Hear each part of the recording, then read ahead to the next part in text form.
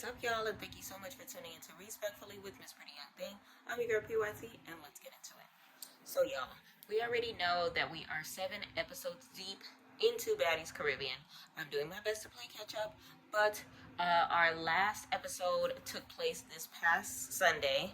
Okay, and they are leaving Barbados, heading over to the island of Puerto Rico. So we got to see their last hurrah on the island and their touchdown on the island of Puerto Rico. This episode wasn't as entertaining as the last couple episodes have been, but I just wanted to make the remark of 7 episodes, 1 island. Okay, I believe we have, after Puerto Rico, U.S. Virgin Islands. I'm not sure if there's any islands after that, but it's giving that this season is going to be longer than the longest season, okay? But hopefully, there's more entertainment to come. We already know Asia Doll is going to be coming upon the departure of Tommy and a couple of other girls. We have PJ rides, we have lost passports, we have so many things to look forward to in this episode, and so many things to look forward to in the episodes to come with Asian Doll versus Mariah Lynn and some of the other girls, tussling or whatever the case may be with our new crowned, most valuable baddies, etc.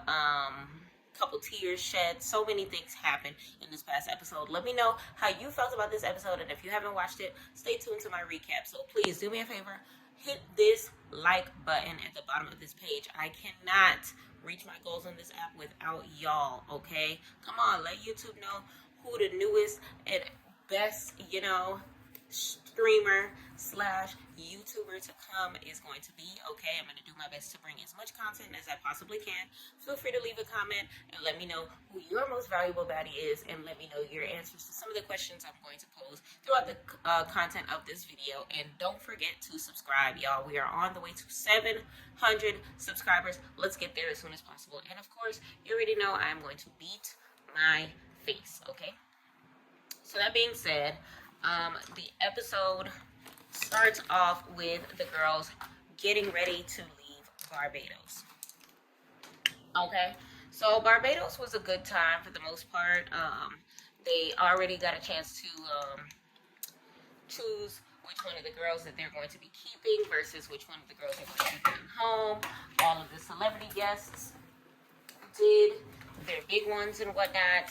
So now it's off to, new islands and things of that nature. We know we've gotten rid of a couple of people that you expected to see. We haven't yet seen Anna Mac. We haven't yet seen Rolly and things of that nature. So, but we've seen a lot of them on social media. So I'm kind of sort of anxious to see how things are going to go by the time the girls touch down on the island, which hopefully they are going to show up in Puerto Rico. All right. So that being said, we get there. Okay. So we're still in Barbados actually, and the girls are packing up and getting their stuff ready to head over to San Juan, Old San Juan, which I've been there before. Super gorgeous city. You already know the vibe. And before they get there, Scotty loses her passport. So the girls are packing. They're bringing everything to the PJ. Okay. And Scotty's package ends up going missing. Let me know in the comments whether or not you feel like this was a genuine moment, or Natalie is playing tricks on her, or production is playing tricks on her, or if they're trying to create some sort of fake content. I can't say that the scene itself was fake because Scotty's tears seemed real as hell. But what I definitely can say is them highlighting that for a good 10 minutes of a 50-minute episode. Was it a 50-minute episode? Almost a 50-minute episode. About a 45-minute episode for them to spend 10 minutes on Scotty and her, potentially getting stuck in the not the U.S. Virgin Islands, in Barbados, was kind of a little much. Like, it gave nothing what else was occurring in their last day there. Like, there were no, and we're not saying that we need, squabbles every single time these girls touch the stage, but it's one of those things where it's just like, I have a bump right here. Sorry, I'm trying to scratch at it. But it's one of those things where, like, it gave. You mean to tell me it was so uneventful that somebody allegedly may or may not have stole Scotty's, passport just to create some sort of a ruckus on the thing? Like, that's what I believe. I believe that scene was giving kind of hoaxish because, like, it wasn't as genuine as it could have been, as far as, all right, y'all, let's go, like, and then all of a sudden, oh shit, where's the passport, where's the passport, where's the passport? It would have made more sense if, that scene would have happened, like, maybe on the, I don't know, I feel like the setting itself was too pre-planned. But what I will say is this: that scene shows me that Natalie really don't give two flying F's about Scotty. Because it's one of those things where, like, if your friend slash coworker slash road dog slash somebody that you make money with is about to get abandoned, I got it, y'all. Is about to get abandoned on foreign territory, and the one thing that you gotta say is, well, if you can't find it, I guess you getting left because the PJ leaves in 30 minutes. No, you're not my friend. You're not my friend. And there's nothing for us to discuss. There's nothing else for us to talk about, and there's nothing left for us to salvage in this circumstance, because I feel like Natalie was acting as if she lost her voter's registration card. No, this is a passport. And she wasn't in the United States when she lost it.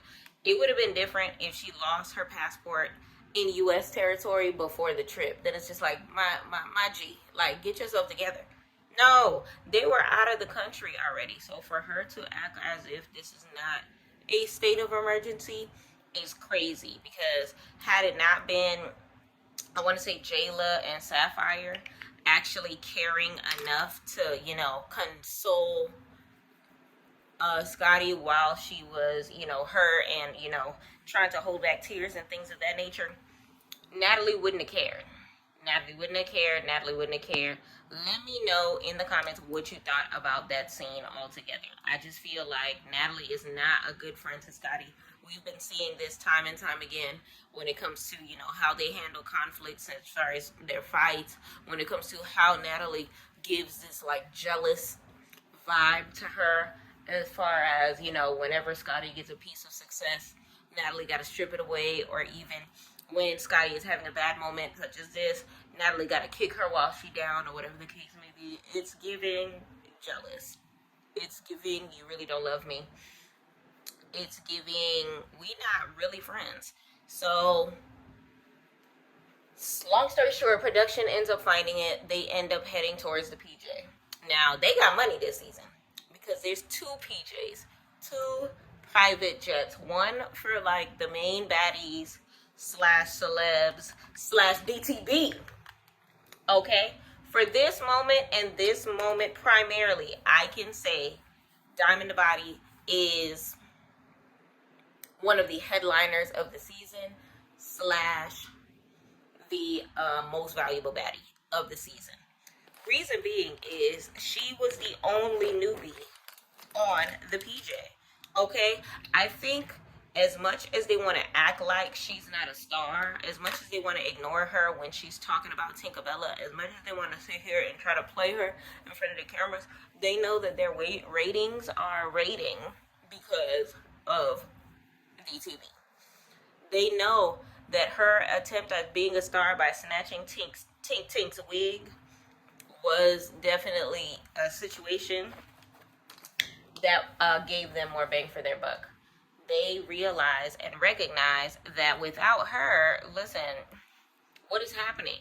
So DTB is on the plane with Jayla, Natalie, Scotty, and they have their own situation. The rest of the girls are on a whole other PJ. I want to say it's Dia that ended up flying solo on an alternate route. Now, just to remind y'all, Dia is the foreign exchange student of the group. She is not from U.S. territory. She is a citizen of the Bahamas.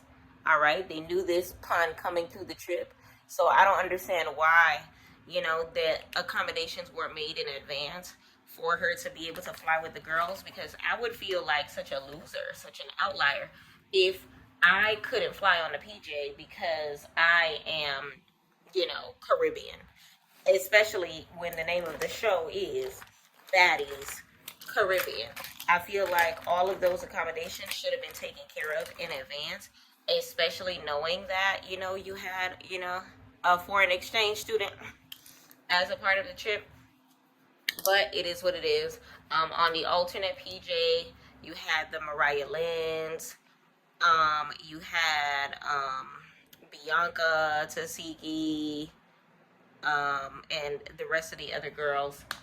And I feel like both PJs were doing their thing, but in true baddie fashion, the PJ with the other girls was a little more of a fun situation. They were kind of sort of talking about, what to expect in Puerto Rico, whatever the case may be. Now, y'all know Mariah Lynn is a fake Puerto Rican. Reason why I say fake Puerto Rican is because she embodies Caucasian woman with this blonde hair and blue eyes or whatever. Y'all, are those her real eyes? I'm starting to think they're contacts. And if they are, you're definitely embodying Caucasian woman by embodying what a Caucasian woman should 100% look like in its true form. Now, like, she keeps saying that she's not white, but at the same token, we already can see in complexion that you are more of a Spaniard Puerto Rican than a Afro-Latina. And it kind of sort of further proves the point by a factor of her not knowing a lick of Spanish.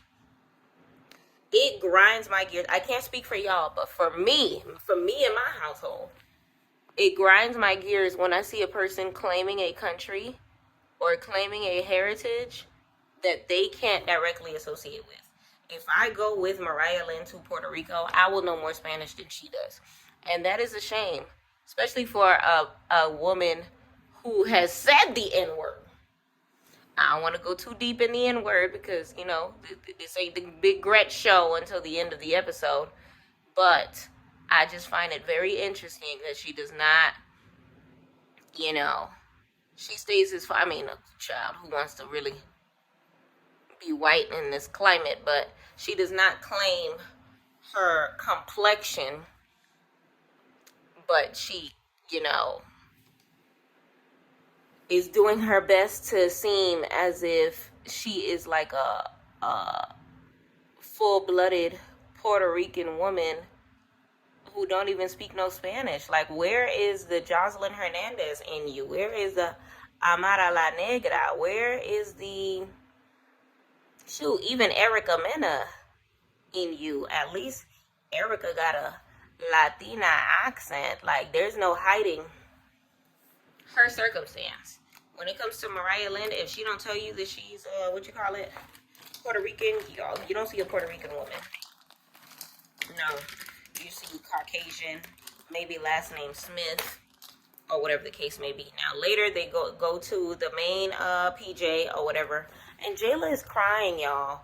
Y'all, this scene kind of sort of made me feel bad as far as the Jayla situation, because I didn't really necessarily have a crazy amount of remorse for her, because like I said before, I feel like Jayla is kind of sort of itching for attention, not this season, but like in general.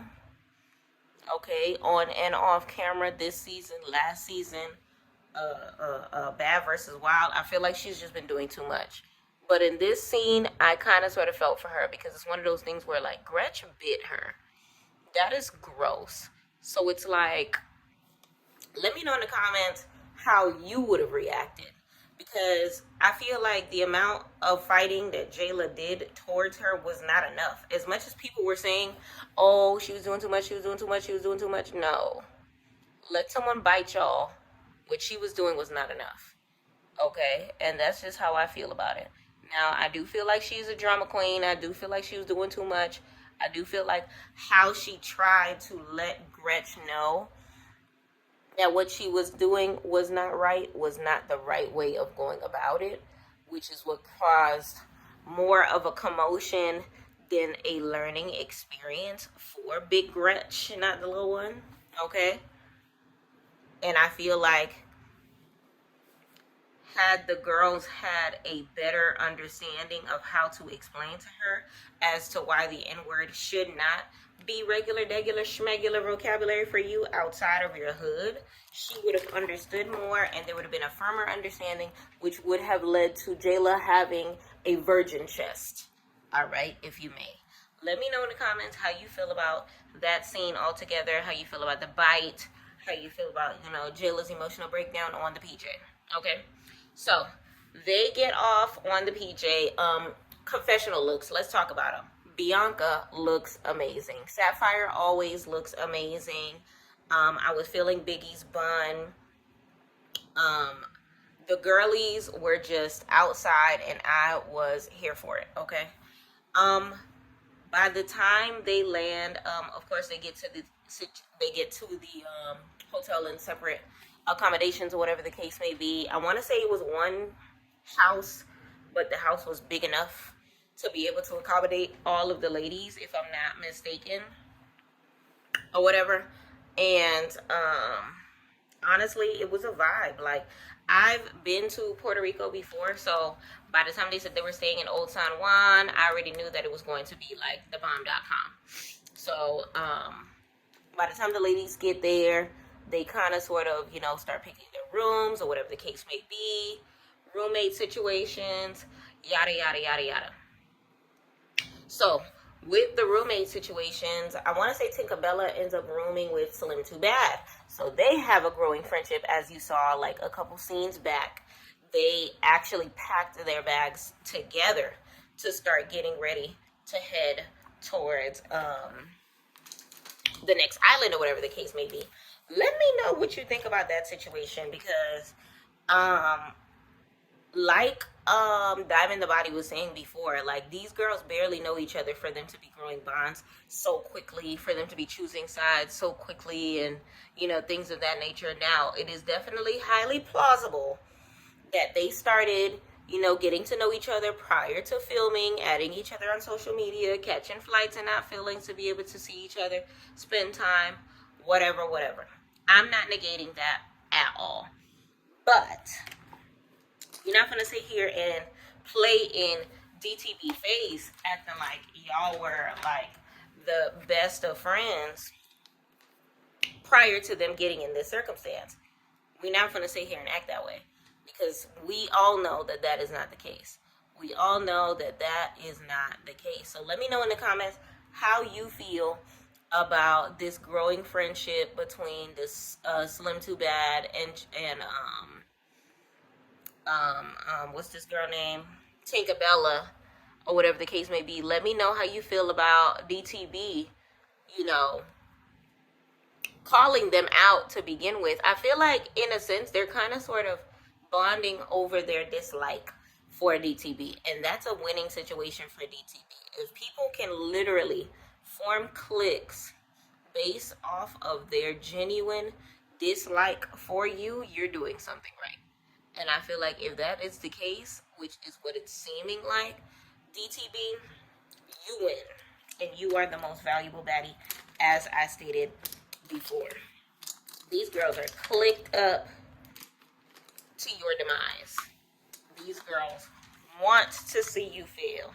These girls think they're doing their big one by way of kicking you out of their little kitty clicking crew.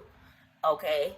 And what does it tell me? That tells me DTB is on top, sitting on top of the world, top of the world, top of the world, top of the world. Like, she's doing her big one. She's doing her big one. Like, she got to get in the PJ while they riding, however the hell they was riding. And she got one of the best rooms in the house. By the time they get to Puerto Rico, she's lit. She's definitely lit.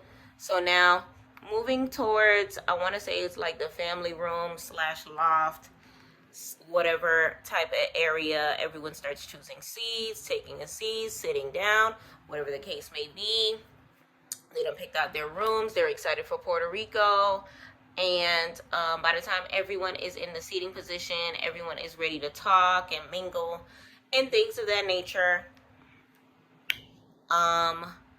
they start discussing, different matters as far as, who they cool with, and, it's no, they just let it out on the table.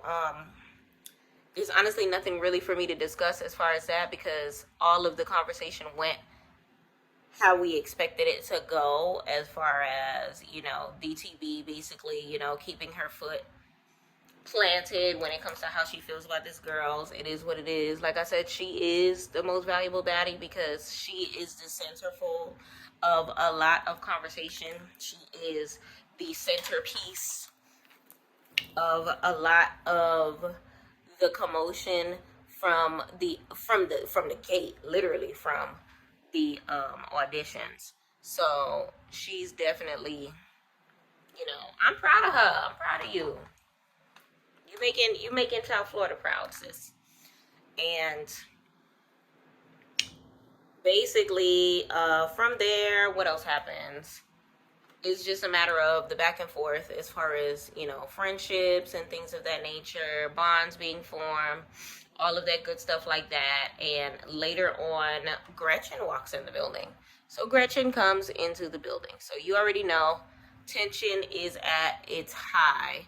But prior to Gretchen walking in the building, they have a talk between Callie and Gretchen. Now, Callie lets Gretchen know, look, the N-word. I was actually a little offended by you saying the N-word because I feel like you don't have the right to say it. First of all, let me know whether or not you feel like Callie explained herself correctly when it comes to the reasoning as to why Gretch should not be so free with the N-word. She does let her know that she is slightly offended. Now, I feel like it's a regional thing. I feel like it's a state thing. I feel like sometimes it's a city thing, and I feel like sometimes it's just the hood that you grow up in. I know where I'm from in Miami, we don't be giving out passes like that. Not everybody is invited to the cookout unless you look like me, unless your ancestors look like me, unless you circle black / African American / Negro on your paperwork. We not just gonna let ish like that slide. You know what I'm saying? But that's not the same in every other case. Like, Callie is from California, where you'll more than likely see a Hispanic saying that, where you'll more than likely see black people let that thing slide. You get what I'm saying? So it's like, it's not the same. So by the time Gretch was letting her know, oh, my grandfather's black, my this is black, my that is black, it's kind of beating a dead horse at this point in time. But like I said before, my explanation is, if you can say that your grandfather is black, that your kids are black, and that everybody's black, but you're not claiming black, don't say it. Leave it be. Leave it alone. I'm tired. Okay? Just let it lay where it lay. Lay it down. Okay? You're not black, sis. So they had that conversation.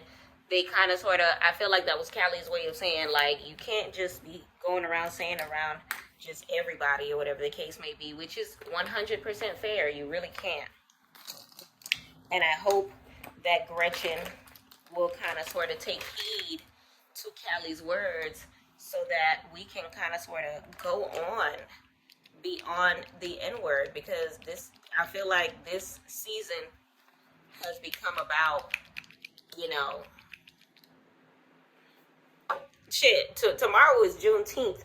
This season has low-key become about, racial indifferences and, political ignorance when it comes to, colorism and things of that nature. And it's crazy because why is that the case when I should be paying attention to who is beefing with who, and, what's going on in the Caribbean, and who's going to be getting to the bag, and, I should be focused on everything besides what we're focused on right now.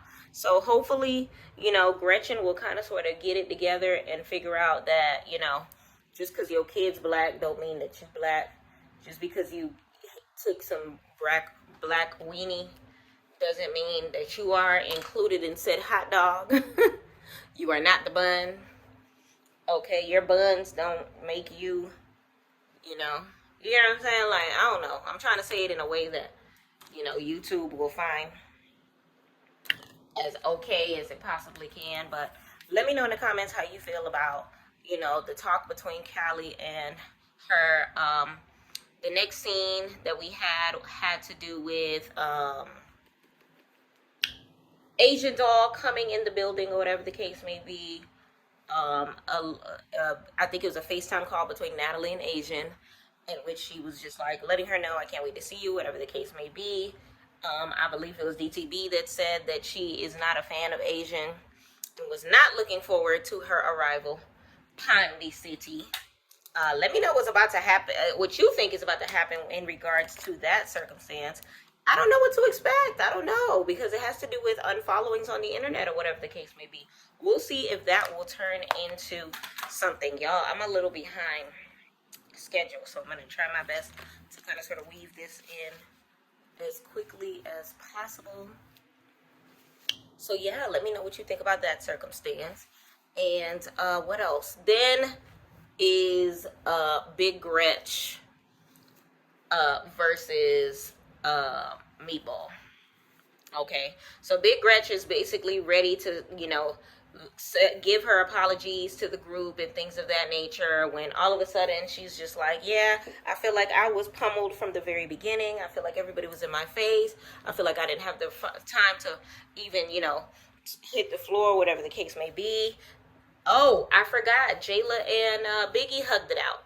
Let me know how you feel about that circumstance. But prior to that, it was, the back and forth, the usual, nothing too crazy. And all of a sudden, GRETCH comes in on her separate accommodations. Now, you already know Big GRETCH was not in a circumstance in which she can be on either PJ with either of these girls, because she has created enemies, okay? Big GRETCH ain't got no friends aside from Callie, all right? So it gave that the producers kind of sort of gave Callie a role to be her friend, because it seems like Callie had been standing up for her on social media as well, and was one of the only black girls in the house that kind of sort of, gave her any time of day, to be honest.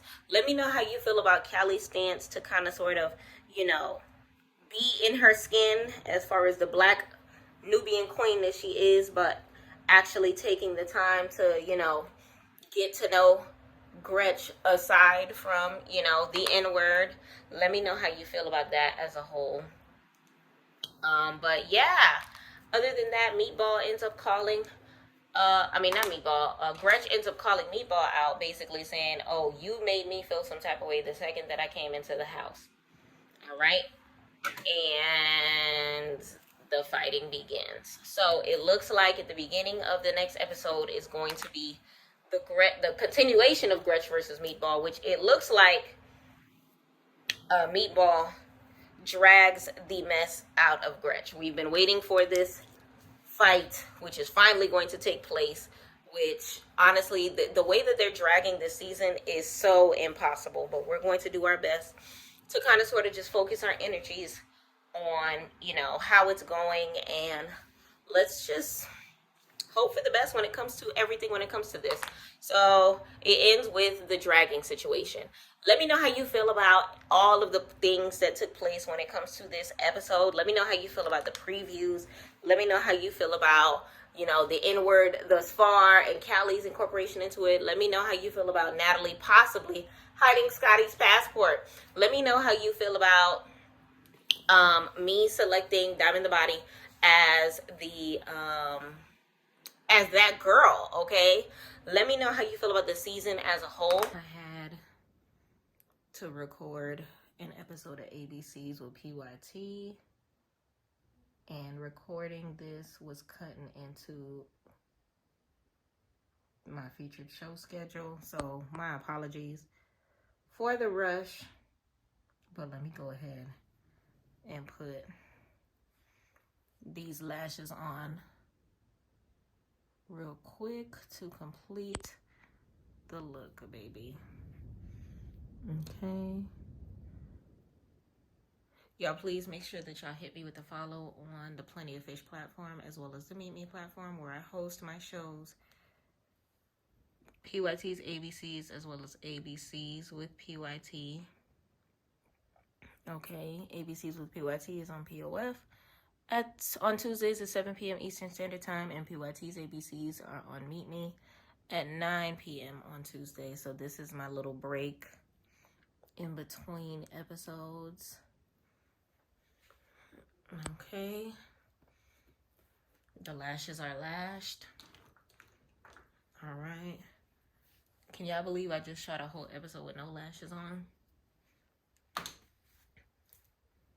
Shout out to the pretty committee. Cause we still cute. Okay.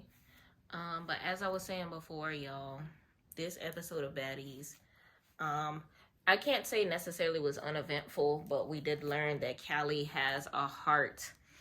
She was a self-proclaimed sweetheart, but it was our first time kind of sort of seeing it for ourselves outside of the realm of, you know, her letting Natalie know that she's too old to continue to name herself the queen of baddies or whatever the case may be, and kind of sort of challenging her throne.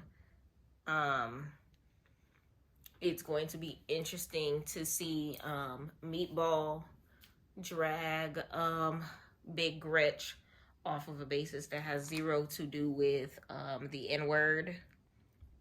It's going to be interesting to see Asian Doll come and make Mariah Lynn run up, because I've been waiting for her and Bianca to exchange words based on their failing of a friendship, but it hasn't yet happened. Honestly, there's a lot that has gone unfinished when it comes to this. Like I said before, I feel like a lot of this could have been crammed into other episodes, but I feel like now they're trying to add more dialogue. They're trying to add more scenes that reflect on things other than fighting, which I do applaud them for. But then at the same token, it's kind of interesting to see them attempt to like kind of sort of make storylines and create scenes and things of that nature. Big shout out to DTB for holding it down. 944 stand up. You already know what the vibe is. Big South Florida vibes. I am trying my best not to be biased towards her, but you can see that they are creating that bias for her by allowing her to take over the airwaves, lisp and all. Okay, she's on the PJ, which means these baddies recognize, as far as the cast goes, as far as production goes, that she is doing it big when it comes to, you know, the production, when it comes to storyline, when it comes to everything as a whole, when it pertains to baddies. So she is a baddie for that. So big shout out to her. I'm ready and willing to see E.T. hit these airwaves, y'all, because E.T. still has to show up. Rolly still has to show up. Anna, we know, is going to have a scene with her jumping up and down on the couch. Her versus Rolly.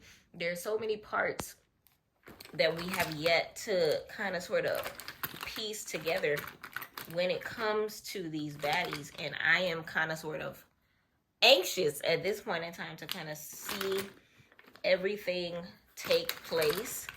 So let me know in the comments how y'all feel about everything that has partaken today. Let me know in the comments how you feel about my selection on Most Valuable Baddie. If you have your own selection, are you looking forward to seeing E.T. on the screens again? Are you not? Are you looking forward to Roly Poly Smack Meals making her comeback post-op? Okay, let me know how you feel about Anna Mac coming back. Let me know how you feel about the replacements and how they're doing thus far. If you are an international babe and not born in the United States, please inform us in the comments what is the process in which Dia is going through as far as not writing on the Baddie PJ with the other girls. Like, what process do they have her going through? If there's anybody that can enter the comments and let us know what is going on, I am extremely uneducated when it comes to that, so I don't want to act misinformed or ignorant to what her circumstance is. Like, we know her situation is different, and has to be handled in a different type of way than the rest of the girls. But I don't want anybody like trying to play her as if she is less than, or, you know, like the oddball out baddie just because, you know, she wasn't born in the United States. Because at the end of the day, this is Baddies Caribbean. Like, they are trying to be where she is from, where she, you know, was born and raised. Okay, so I don't want anybody to give her, you know, any slack because of that. But at the same token, don't give her any extra kudo points because of it either. Like, I don't know how else to say that. But I am curious to see how long before she makes her entrance back into the island of Puerto Rico, and by which ways. I'm assuming that she went through back to the United States and then flew from Puerto Rico from there, from U.S. soil. Since, you know, Puerto Rico is a U.S. territory, she should have no problem going to the U.S. Virgin Islands from there, which I believe is the next stop. So we're going to see how it goes. Let me know what your favorite scene of this episode was. Let me know how you feel about Baddies Caribbean as a whole, if you have any, you know, opinion to give when it comes to it. I know I had to rush through this look, but I wanted to make sure that I double backed so that y'all didn't think that I was just leaving without any, you know, lashes on. I have this cute, you know, dress situation. I don't know if y'all can see it, but a cute little neckline, cute little summer look. And I wanted to make sure that I had created an eye to match, going really simple with the lip, nothing too crazy. I have my Alley Pearl unit still currently installed. I didn't show a lot of the makeup, but we did go Anastasia Beverly Hills with the eyebrows. We did go Fenty with the contour as well as the foundation. As far as the brushes and the eyes, we did go Juvia's Place palette. What else? Too Faced as far as the mascara up under the lashes. As far as moisturizer, you already know we go with the Tatcha. Talk to Us Nice. And I'm going to do another video up and coming about the breakdown of everything that I use.